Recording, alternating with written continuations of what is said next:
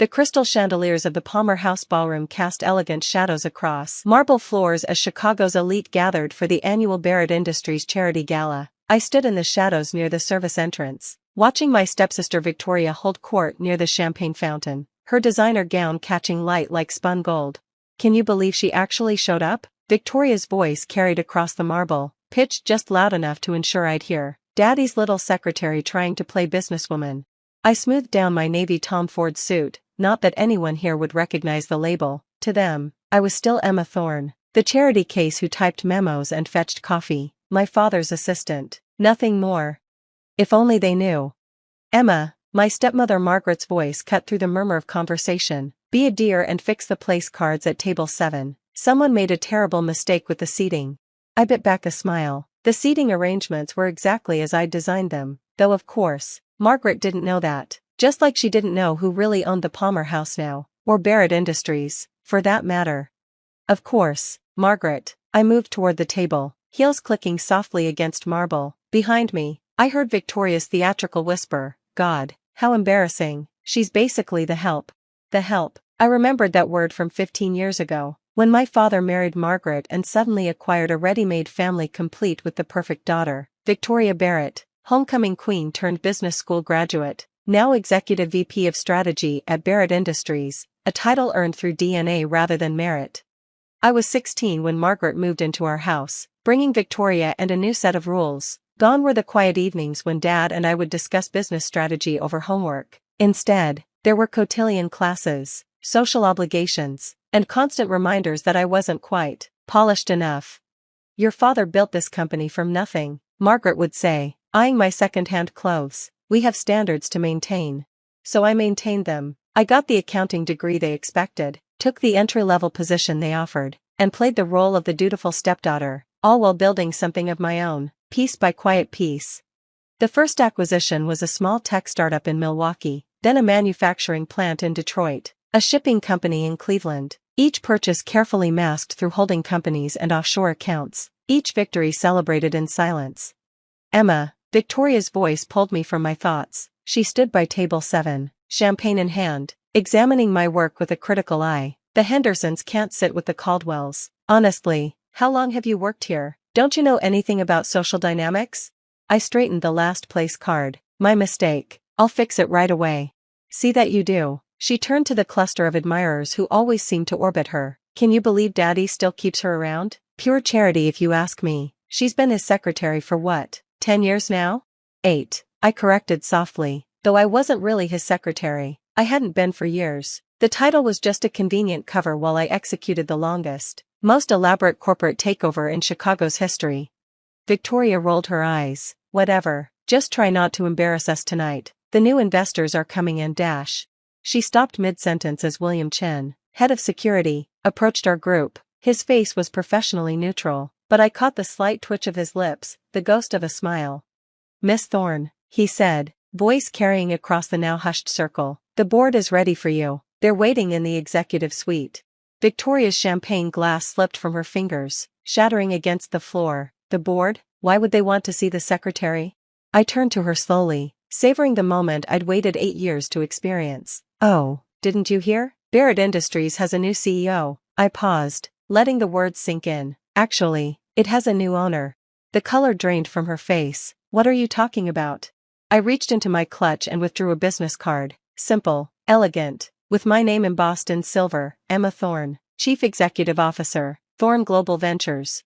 "You see, Victoria, while you were busy planning seating charts, I was planning something much bigger. Would you like to know what your company's really worth? Because I do, down to the last penny."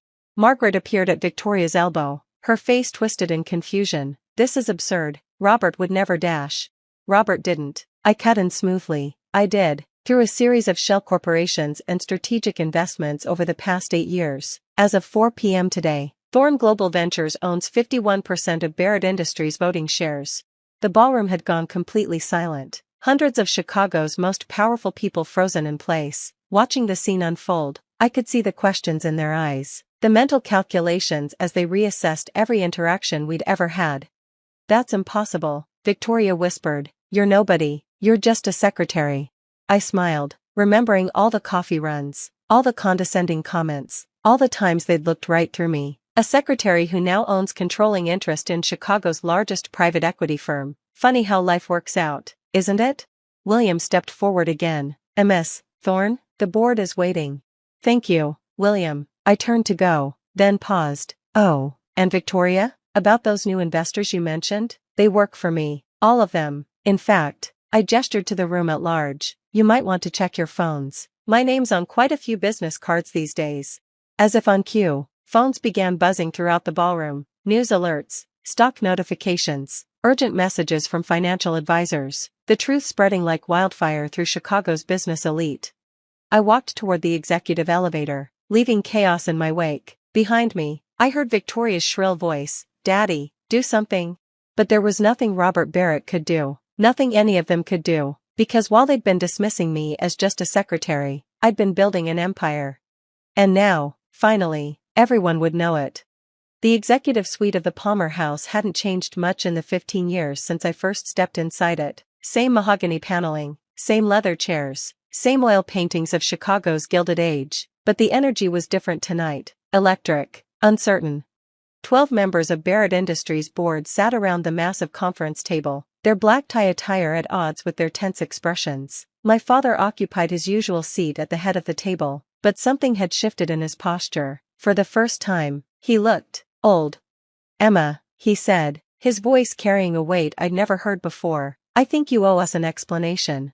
I took my time settling into the chair opposite him, smoothing my suit, taking in each face around the table. James Chen from Acquisitions, Patricia Mueller from Operations, Thomas Blackwood from Legal. All of them had walked past my desk for years, barely sparing me a glance. An explanation? I kept my voice level. I believe the quarterly reports explain everything quite clearly. Barrett Industries has been underperforming for the past 5 years. Cost overruns, missed opportunities, declining market share. I paused, letting each point land. The shareholders deserved better leadership. "This is outrageous." Victoria burst out from the doorway where she'd been hovering. "You can't just walk in here and dash." "Actually, I can." I withdrew a folder from my briefcase. "Shall we discuss the Anderson merger? The one you championed last quarter?" Victoria's face paled. "What about it?" "The due diligence was sloppy, the valuation inflated. If it had gone through, it would have cost the company nearly $300 million in hidden liabilities." I spread the documents across the table. "Fortunately, someone noticed the discrepancies before the deal closed." "That deal fell through because of regulatory issues," Victoria protested. "No," I corrected gently, "it fell through because I made sure it did. Just like I made sure the Singapore expansion was delayed and the tech division restructured. I've been protecting this company from its own management for years." The room fell silent as the implications sank in. Every major decision, every strategic pivot, every mysterious market force that had shaped Barrett Industries' trajectory, all of it traced back to me. "Why?" My father's question cut through the tension. "Why go to all this trouble? Why not just tell me?" I met his gaze steadily. "Would you have listened?" The question hung in the air, heavy with years of missed dinners, ignored suggestions, and patronizing pats on the head. We both knew the answer. "Mr. Barrett," William appeared in the doorway. "The press is requesting comment on the ownership change." "Thank you, William, but Mr. Barrett no longer speaks for the company." I stood, straightening my jacket. "I'll handle the press conference myself." "This is a mistake." Margaret's voice trembled from where she stood behind Victoria. "Robert, tell her this is a mistake." But my father said nothing. He just stared at the documents before him. Years of careful planning laid bare in spreadsheets and contracts. "The mistake," I said quietly, "was assuming I would stay in my place, that I would be content fetching coffee while Victoria ran this company into the ground." "I graduated from Wharton," Victoria snapped. "I have an MBA. And I have controlling interest in 12 major corporations across 3 continents." I smiled. "Funny how none of you ever wondered how a secretary could afford Armani suits or a penthouse in the Gold Coast." "Those were gifts from Robert," Margaret said weakly. "We thought he was just being generous to his employee." "No," my father spoke up, his voice rough. I didn't buy those things." He looked at me with new eyes. "You did all of this yourself? Every penny, every deal, every victory and setback. While you were grooming Victoria to take over, I was building something bigger." I turned to the board members. "Now, shall we discuss the future of Barrett Industries? I have some rather significant changes in mind." The next hour was a masterclass in corporate restructuring. I outlined my vision for the company: streamlined operations, aggressive expansion into emerging markets, strategic partnerships with 3 of my other holdings. With each point, I watched the board's expression shift from skepticism to genuine interest. These projections, James Chen leaned forward, studying the numbers. They're incredible. They're conservative. Actually, I pulled up another spreadsheet. My analysts suggest we could see 40% growth in the first year post-restructuring. Your analysts? Victoria's voice cracked. Who are you? I turned to her slowly. I'm the woman you've been stepping over for 8 years. The secretary who built a multi-billion-dollar empire while you were taking 2-hour lunches and dating hedge fund managers. Board members. My father cleared his throat. I believe we should take a brief recess to dash. No need. I cut in smoothly. The votes are already in. Check your emails. One by one, they reached for their phones. The message was clear. 9 of 12 board members had already pledged their support to my leadership. Game over. This isn't personal, I said, though we all knew that wasn't entirely true. This is business. Barrett Industries needs new direction. Victoria, I turned to my stepsister. You'll be offered a generous severance package. I suggest you take it. She stormed out, Margaret trailing behind her. The board members filed out shortly after, leaving me alone with my father. When did you become this? He gestured vaguely at me, at the documents, at the empire I'd built in silence. I was always this, Dad, you just never noticed. I gathered my papers, tucking them back into my briefcase, too busy trying to turn Victoria into your perfect heir to see you already had one. He slumped in his chair, looking defeated. What happens now?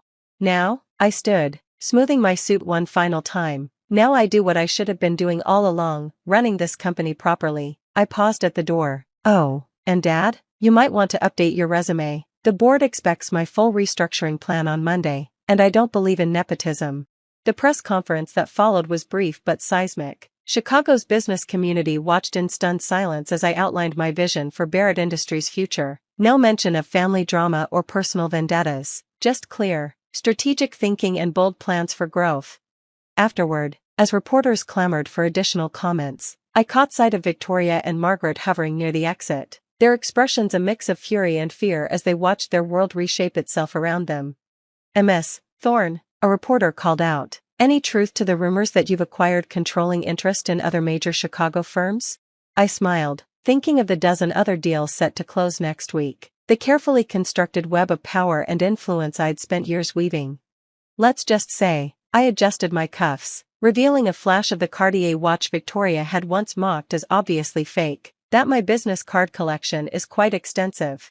The headlines the next morning were everything I'd dreamed of, but it was the small moments that brought the most satisfaction. The look on Victoria's face when security cleared out her office. Margaret's stammered apology when she realized I now owned her country club. The way the word secretary suddenly disappeared from everyone's vocabulary.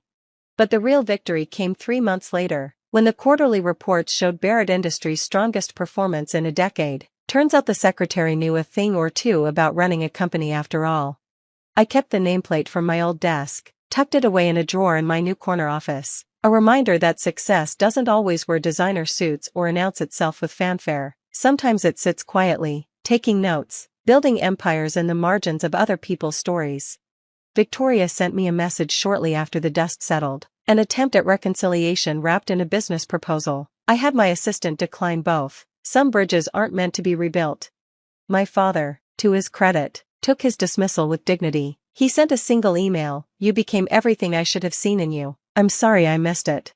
I didn't reply. Instead, I focused on what I do best, building, growing, succeeding. The secretary turned CEO, the afterthought turned empire builder.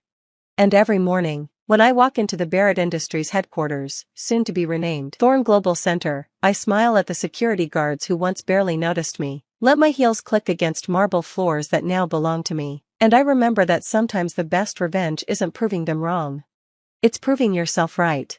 The end.